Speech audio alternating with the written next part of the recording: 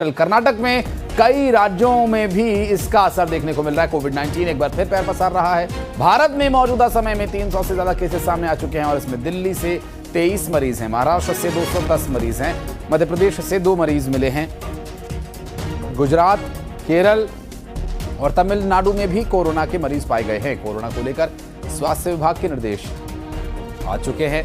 स्वास्थ्य विभाग का कहना है कि सोशल डिस्टेंसिंग से ही इसे दूर रखा जा सकता है और अस्पतालों के लिए निर्देश हैं उचित मात्रा में बेड्स और ऑक्सीजन की व्यवस्था करके रखना। मध्य प्रदेश की बात करें तो इंदौर में 2 पॉजिटिव केसेस पाए गए हैं। दरअसल इंदौर की ही बात कर रहे हैं। 2 पॉजिटिव केसेस पाए गए मरीजों की जब जांच की गई तो पता चला कि एक मरीज की केरल से ट्रैवल हिस्ट्री है और एक की अहमदाबाद की। दोनों मरीजों को होम आइसोलेशन में रखा गया है। दोनों की हालत बिल्कुल सामान्य है और स्वास्थ्य विभाग के मुताबिक इंदौर में जनवरी से अब तक कोविड के 5 नए मरीज पाए जा चुके हैं और एक मरीज की मौत हो चुकी है, लेकिन ये दूसरी बीमारी की वजह से मौत हुई है। पेशेंट जरूर ओपीडी में उन्होंने जांच कराई है और उसमें से 2 पॉजिटिव आए हैं। एक की आउट ऑफ इंदौर की ट्रेवल हिस्ट्री है और एक की उम्र 33 साल है, एक की उम्र जो है वो 30 साल की है और दोनों मेल पर्सन है। जनवरी से अभी तक की हम बात करें तो लगभग 5 पेशेंट हमारे पॉजिटिव आए अभी तक और 5 पेशेंट में एक पेशेंट जो है आउट ऑफ इंदौर के हैं और दूसरे 4 पेशेंट हमारे पॉजिटिव है। इनमें नॉर्मल सिम्टम्स वगैरह थे और ऐसे कोई भी प्रॉब्लम नहीं थी। वरना अभी ये जो 2 पेशेंट कल भी आए ये भी घर पर ही है और इनमें अस्पताल में कोई भर्ती भी नहीं है।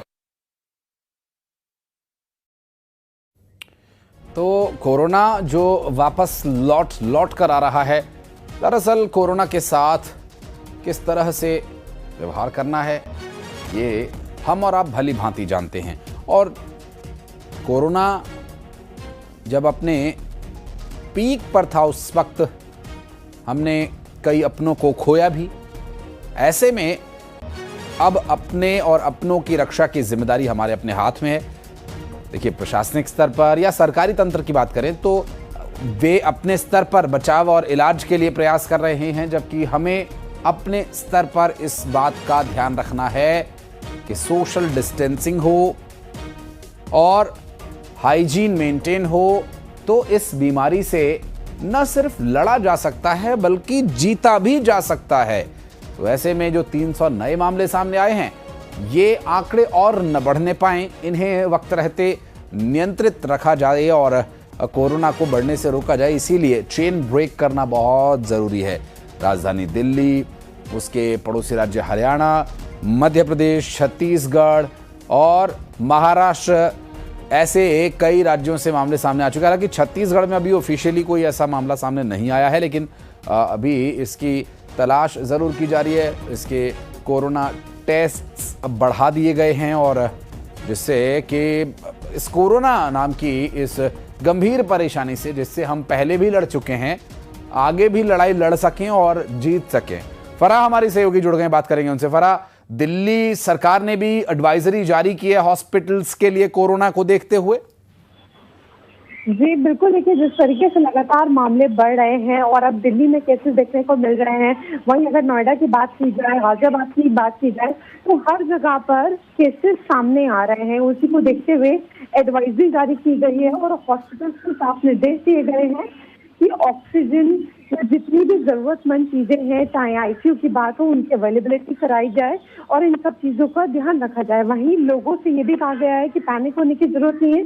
जैसे सावधानी अभी तक हम लोग करते आ रहे थे वैसे ही रखनी है, लेकिन अब सैंपल्स की जो है जीनोम सीक्वेंसिंग भी हो रही है, क्योंकि अभी देखा जा रहा है कि जो वेरिएंट है JN.1, क्या वो, क्योंकि पहले भी देखा गया था, ये वही वेरिएंट है ओमिक्रॉन का जिससे पहले लहर आई थी, तो ये बहुत जल्दी फैलता है, लेकिन ये उतना गंभीर नहीं बताया गया था। तो अब इसकी बार बार जीनोम सीक्वेंसिंग हो रही है चेक करने के लिए कि यही वेरिएंट है, इसका कोई म्यूटेशन तो नहीं हुआ है, क्योंकि हमने हर बार यही देखा है कि बीच में कोविड के केसेस जो हैं वो बिल्कुल लो हो जाते हैं, फिर अचानक से कोई वेरिएंट में म्यूटेशन होता है और उसके बाद दोबारा से मामले बढ़ने लगते हैं। मुंबई में भी हमने इस तरीके से देखा कि अभी वहाँ पे 2 मौतें हुई हैं लेकिन उन 2 मौतों को कोविड का कारण नहीं बताया गया है। वो 2 पेशेंट पहले ही किसी गंभीर बीमारी से ग्रसित थे। तो यहाँ पर एक चैलेंज इसलिए भी खड़ा हो रहा है कि जिन लोगों की इम्यूनिटी लो है, यानी जिन लोगों को कोई ज्यादा सीरियस इन्फेक्शन है या ऑलरेडी कोई गंभीर बीमारी है, तो उनके लिए चांसेस बढ़ जाते हैं। तो ऐसे में सावधानी बहुत ज्यादा जरूरी है। लक्षण वही है, लक्षणों को समझना है और घबराना नहीं है, क्योंकि कई लोगों के मन में ये सवाल उठ रहे हैं कि जो हाल सिंगापुर का हो रहा है, हांगकांग का हो रहा है, कई दोबारा से भारत में ऐसी स्थिति नहीं होगी। हालांकि अभी के लिए मामले बढ़ रहे हैं। अगर हेल्थ मिनिस्ट्री की साइट की बात की जाए तो 257 केसेस अब तक जो है अपलोड किए गए हैं। हर वीकली जो है वो लोग स्टेटस अपडेट करते हैं। तो कल या परसों तक जो है दोबारा से स्टेटस अपडेट होगा, क्योंकि मामले लगातार बढ़ रहे हैं। जीनोम सीक्वेंसिंग के लिए सैंपल्स जा रहे हैं, लेकिन अभी के लिए घबराने की जरूरत नहीं है, क्योंकि अभी जो स्थिति है वो कंट्रोल में है। अभी बिल्कुल भी घबराना नहीं है और नई लहर जैसी कोई संभावना भी देखने को नहीं मिल रही है। और जो इंदौर से भी सामने आए थे उसमें भी बहुत सामान्य है मरीजों की स्थिति। बहुत शुक्रिया आपका फराह इस पूरे मामले पर जानकारी हमारे दर्शकों तक पहुंचाने के लिए। और इंदौर का जिक्र हुआ है तो मिथिलेश के पास भी चलेंगे अपडेट लेने के लिए। मिथिलेश, इंदौर के जो 2 मरीज पॉजिटिव पाए गए थे, कैसी अभी उनकी स्थिति है? क्योंकि जब जानकारी मिली थी पॉजिटिव पाए जाने की तब तो वो बिल्कुल सामान्य लग रहे थे और होम आइसोलेशन में थे। क्या अभी कदम उठाए जा रहे हैं इन 2 केसेस के सामने आने के बाद, और क्या है डिटेल्स कोरोना को लेकर?